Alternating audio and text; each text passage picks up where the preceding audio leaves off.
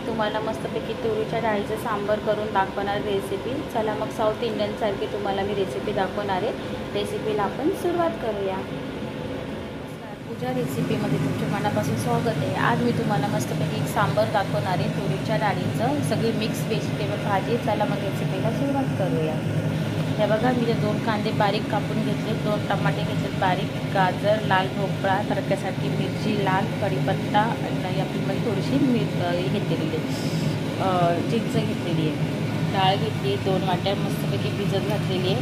त्याच्यामध्ये दुधी घेतलं आहे, वांगं घेतलेलं आहे, लाल भोपळा घेतलेला आहे। त्याच्यामध्ये मसाल्यासाठी बघा, जिरा पावडर, धना पावडर, मीठ, सांबर मसाला, हळद, लाल तिखट, मिरची पावडर। सर्वात पहिला तर आपल्या कुकरमध्ये प्रेशर करून डायरेक्ट करायचं आहे। चला मग तुम्हाला मी फोडणीची तयारी करूया। मस्त कुकर ठेवलेलं आहे। आता कुकरमध्ये तेल टाकून घेतलेले, त्याच्यामध्ये आपल्याला कढीपत्ता, राई, लाल सुक्या मिरच्या,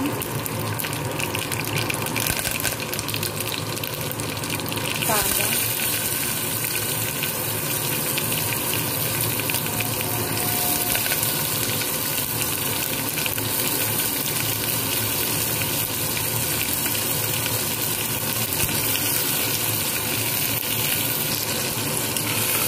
आपण एकजीव करून घ्यायचा नरम।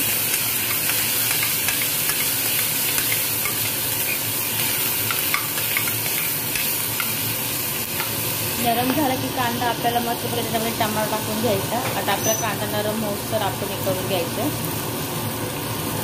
आपला कांदा आपला मस्त नरम झालेला आहे। त्याच्यामध्ये आपल्याला टमाटर टाकून घ्यायचं। टमाटा, गाजर,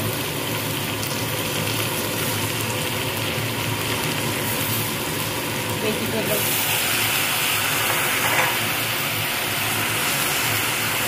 सांबर मसाला, मिरची पावडर, हळद, सगळे मसाले आपल्याला टाकून घ्यायचे। तर मस्तपैकी आपल्याला एकजीव करून घ्यायचं छानपैकी आपण।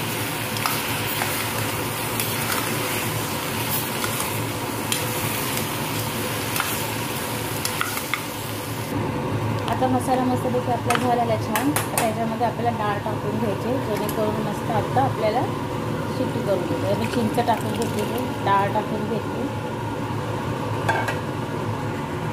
आता मला लागलं तेवढं मी पाणी घेतलेले टाकून घेतलेलं आहे। त्याच्यामध्ये थोडंसं 1 चमचा आपल्याला साखर टाकून घ्यायची।